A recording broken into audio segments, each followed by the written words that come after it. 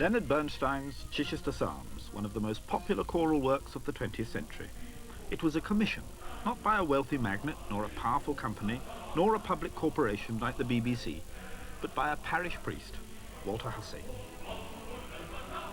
Walter Hussey started a lifetime of commissioning art when he was a vicar in Northampton.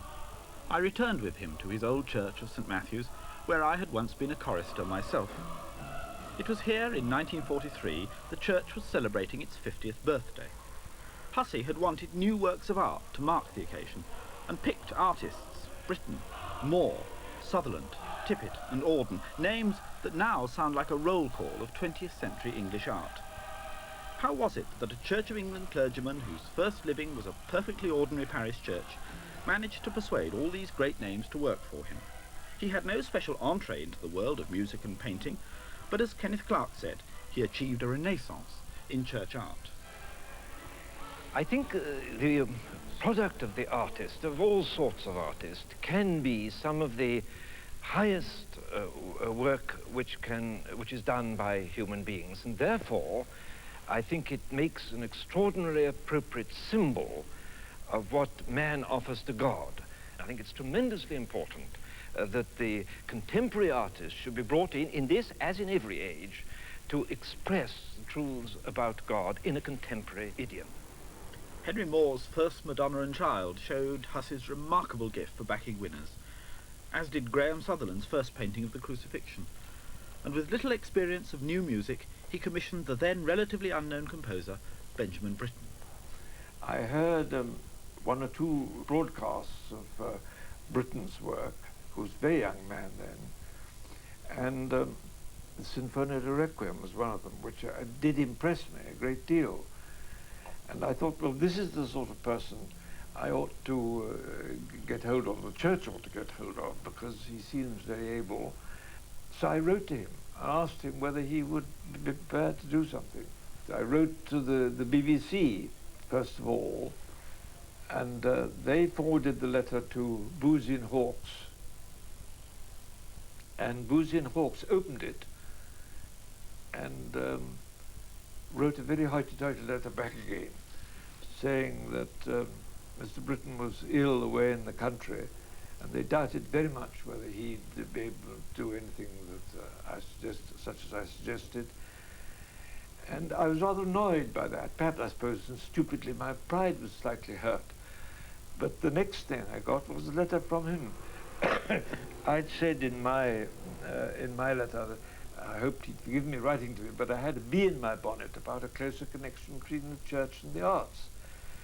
And he replied in his letter, since I also have the same bee in my bonnet, I feel certain I shall think of something before your festival. And for £25, Walter Hussey got a cantata, which has since become one of the best-loved works in the English choral repertoire. And since the war, it's become a standard choice for choirs all over the world. Rejoice in the Lamb.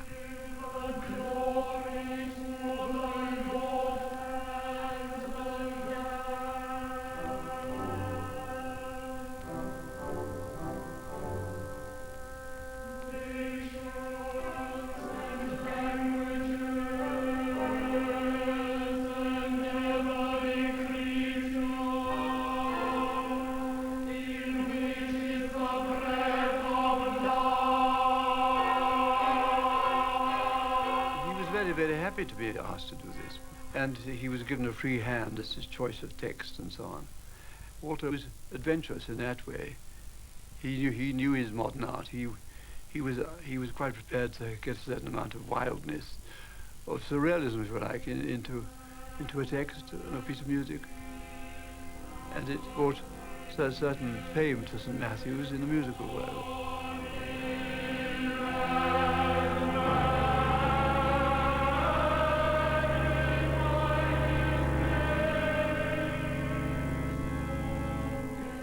I think that the time was the right time because it was a grey time. The war was in full swing, and Ben, in some way, flourished in those circumstances. His answer to gloom is sunshine, as it were, his own particular brand of sunshine. And I think that The Joyce and the Lamb is an example of that at work with him.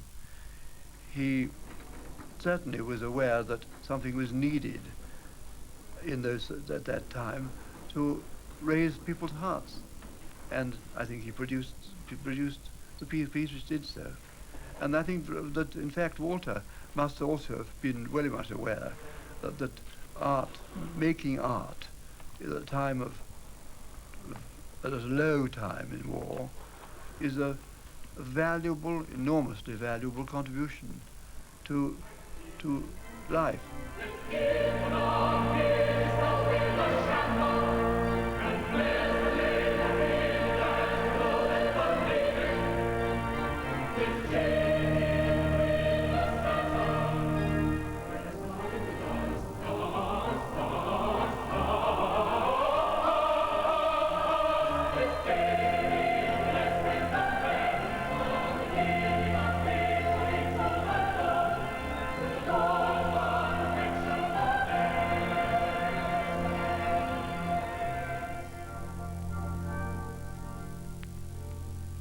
I went up to see the exhibition of war artists at the National Gallery, and came back very much impressed, slightly puzzled, but very much impressed by the Henry Moore drawings of shelterers, and was talking to Harold Williamson, who was the principal of Chelsea School of Art then, said they have a force and a character and a power behind them. That's the sort of man, I remember shaking my finger at him, and that's the sort of man we want to get to work for the church, if you will. And Harold replied, of course he'd be wonderful, and he'd be very cheap, which was rather surprising, wasn't it? But he was in those days, although he was in his mid-40s, and I simply asked him, were you interested in this project at all? And he said, yes, I'm very interested. But whether I should want to or be able to do it, I can't really say until I've tried.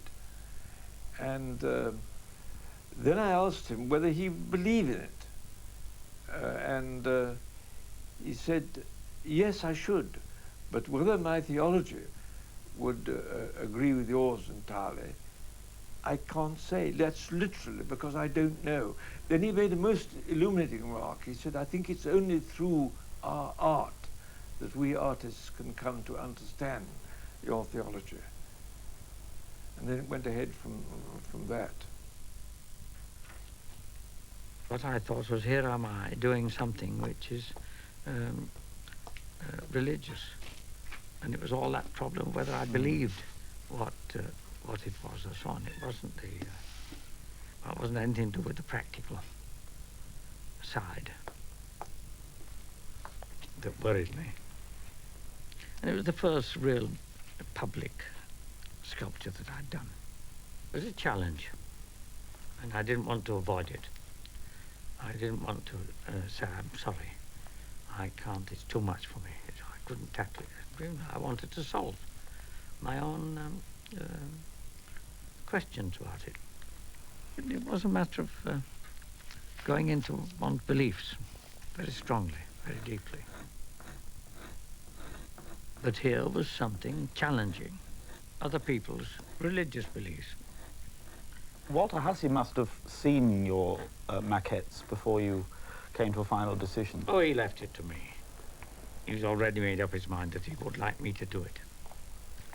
And I think he was ready to take what happened and risk it, as it were.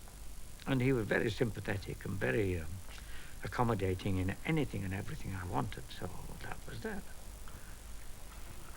In that time, in England, so-called modern music and modern art and poetry and everything was a battle, a fight, with the general public who disliked it all. It's hard to believe now that Moore's Madonna and Child was, in 1944, the cause of a storm of protest.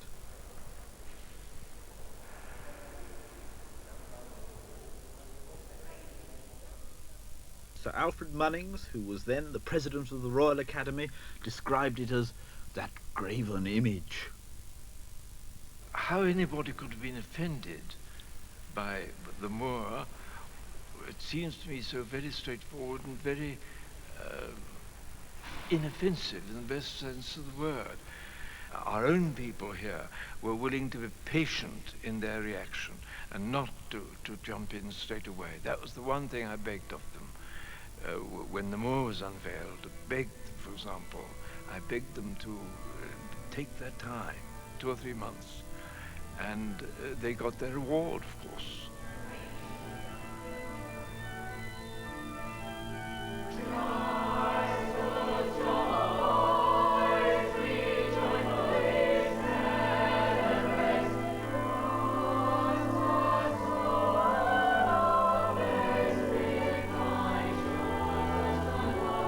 Did it matter to you that the artists weren't necessarily even Christian, and certainly not, as you mentioned earlier, of your own theology? No, not literally, but it mattered to me that they had some faith and belief in the things as a whole. I remember asking Alan Rawsthorne if he would consider writing something for the church, and his reply was, I think a composer ought to be willing to say anything, from the Bible to Bradshaw.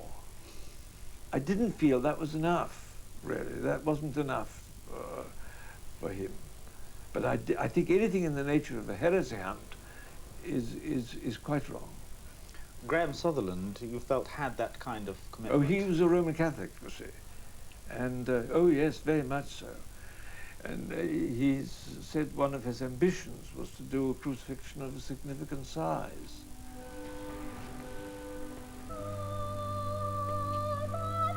Now that quite a number of churches all over the country have modern works of art in them, it's difficult to imagine the impact sculptures and paintings like these had on a suburban parish in Northampton. Nothing like it had ever been seen before.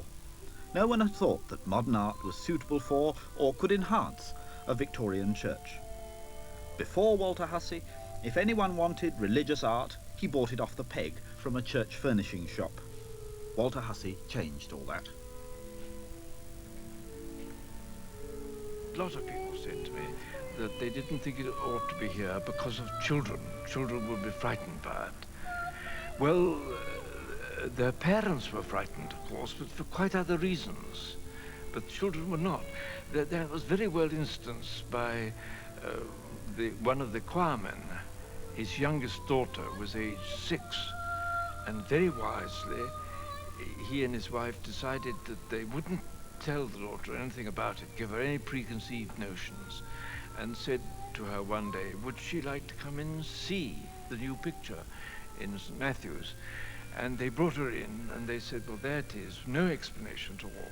And she went up and stood in front of it and looked at it in absolute silence for half a minute, and then said, poor Jesus, and then turned and lost interest and went away, which sounds to me exactly the sort of response that is quite right and very natural for a child.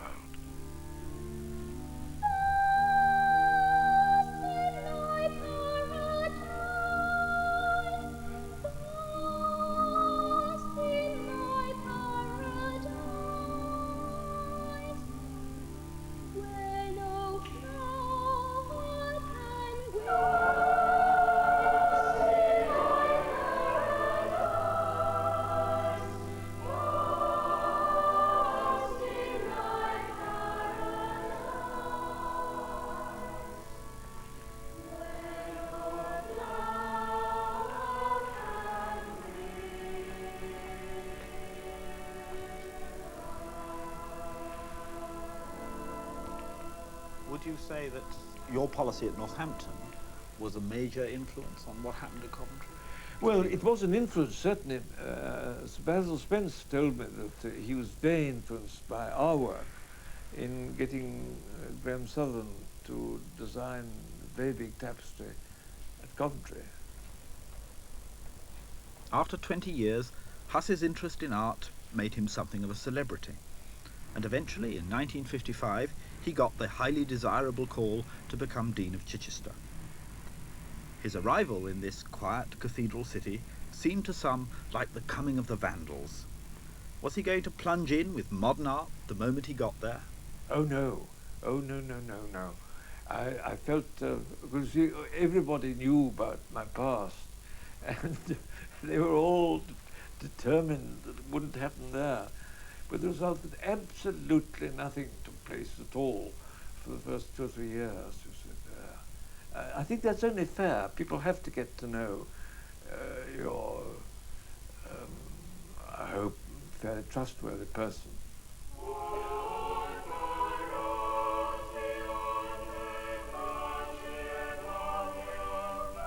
What was your first act then? How did you sort of... I had a cope designed by Piper, you see, and I used to wear this on the big festivals. And I think the others began to feel that their very drab ones couldn't really match up to what was going on. And so they suggested that there should be a set of copes for the canons. And we got a set designed by Kerry Richards. Very good set indeed. So he couldn't hold off from commissioning for long. From Geoffrey Clark came the new west doors. And later, a pulpit. Composers Lennox Berkeley and William Walton were put to work, and some of his old friends from Northampton days were commissioned again. In particular, for a side chapel of the cathedral, a new painting, Noli Me Tangere, was commissioned from Graham Sutherland. I asked if he ever found these temperamental artists difficult to get on with. No, I think they're eminently reasonable. They're very, very pleasant people, artists, I think. I've always found that. I don't think you must try and dictate to them what they must do. I think that's fatal.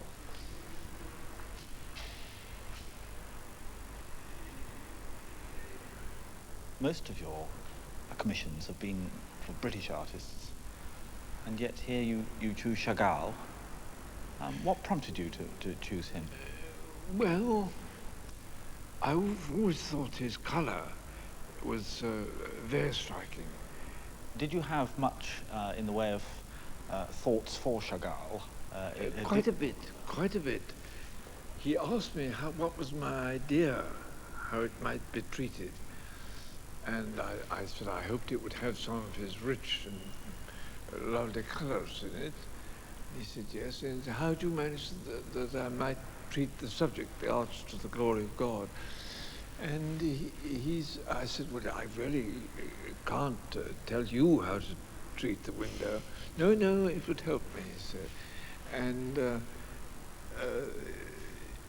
I said, I imagined you could treat it by putting little vignettes round representing the different arts, leading up to the central figure, to the praise of God at the top.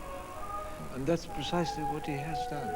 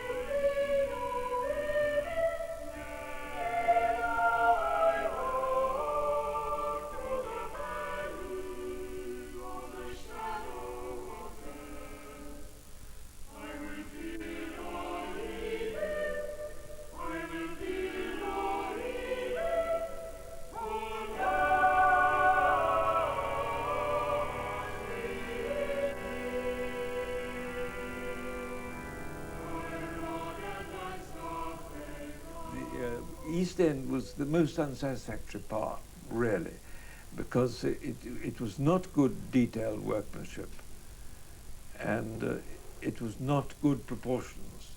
So the closer you got to it, the worse it looked from one point of view, and the further away you got to it, the worse it looked from another point of view. And the friends of Chichester Cathedral undertook that problem gradually, and we got John Piper to design. He felt strips of tapestry were right in that circumstance.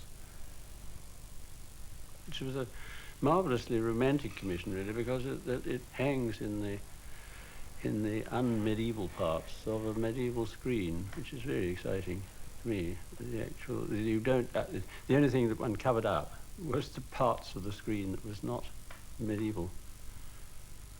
On the whole, I think I was surprised at how well it was received. But there were a few old ladies and nice old things who've been used to the cathedral all their lives, as it was, who really objected rather strongly, and they made rather critical noises, and they didn't like it at all. No, Mr. Dean, I don't know. And so Walter bided his time through the winter, probably. I can't remember what time of year, it was probably the autumn, it was sort of unveiled and put in place. And he bided his time, and when Lent came next year, he took it down. He said, we can't have these gay, gaudy things in the cathedral during Lent, to the old ladies. And they all said, where's our tapestry gone, Mr. Dean? And after that, there wasn't another complaint at all. Clever old thing he was. He's so single-minded, and on to the one thing which is really he wanted to be onto, apart from his religion, about which I know rather little, so perhaps I'm misjudging him. He may be much more absorbed by liturgical, spiritual things than I thought, but he always seems to me to be absorbed by art. I've got one or two things of various artists. They were largely things that were given to me given with very reasonable fees by artists who I was working with. That's say Moore and Sutherland. I love Matthew Smith, for example. I think a good Matthew Smith is a very luscious thing, and Barbara Hepworth, so on.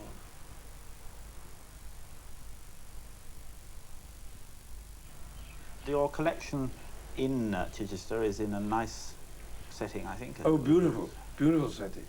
In Pallant House there. It's only natural in a way. There should be constant difficulties over finance of the house. And so much so that I was afraid that they were going to abandon it altogether. And so eventually told them that I would give them my collection if they got it. That bit of blackmail did work. And what a collection. Works by Sutherland, Kerry Richards, Watteau, Paul Nash, a Rembrandt, Auerbach, Romano, Christopher Wood, Picasso, and many, many more.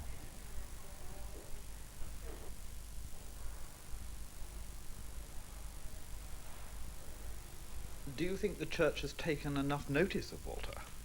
No, of course not, because they're bound to be very frightened, really, because they don't have that wonderful wild conviction that he had. He thinks there's a frightfully good artist, let's commission him for something.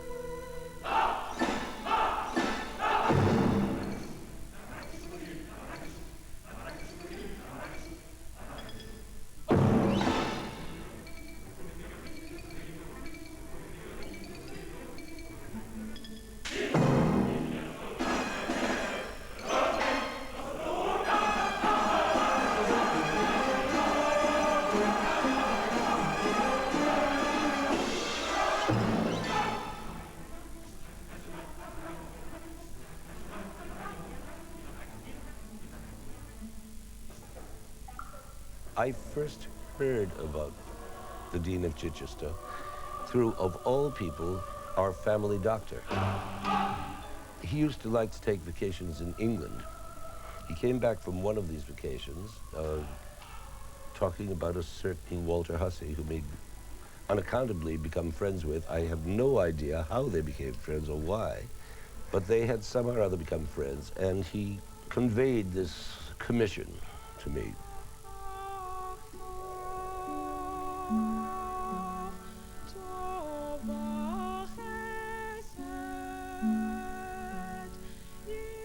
It came at exactly the right moment. And I began thinking about Psalms. What's more, I began thinking about Psalms in Hebrew, which is a very odd way to write Psalms for the Anglican Church, since that isn't their big number to sing in this barely pronounceable language, at least for the British. And I wrote this piece with as much joy as I've ever written anything.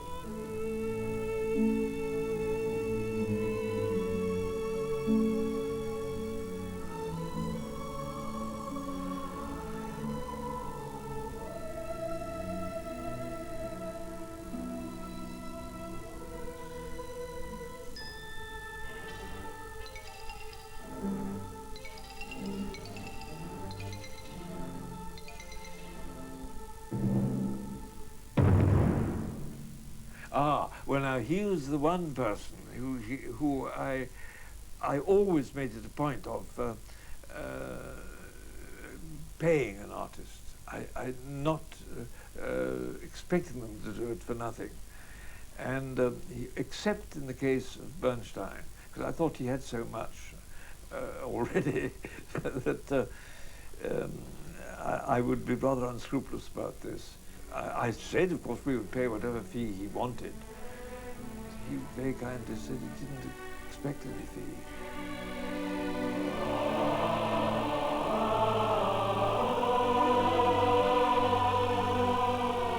What would you say to those critics who would want your energies and the finances directed more to the relief of the poor? Well, I think one would say that's a wholly good thing, but not to take it away from artistic work. You want both, to give to the poor and to honor God. So your motivation has always been a religious motivation? I think so. I think so. I don't think it was separated out completely. Yes, I think so.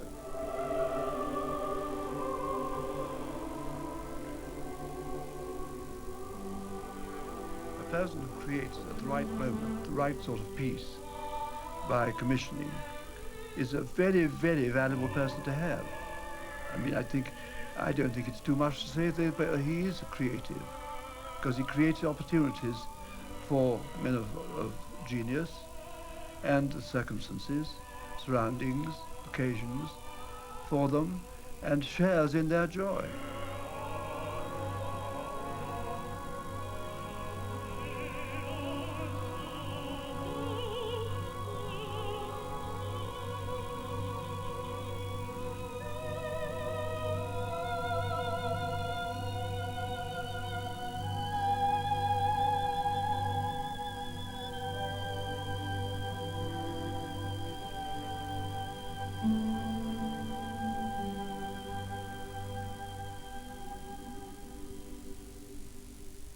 In August this year, shortly after we made this film, Walter Hussey died.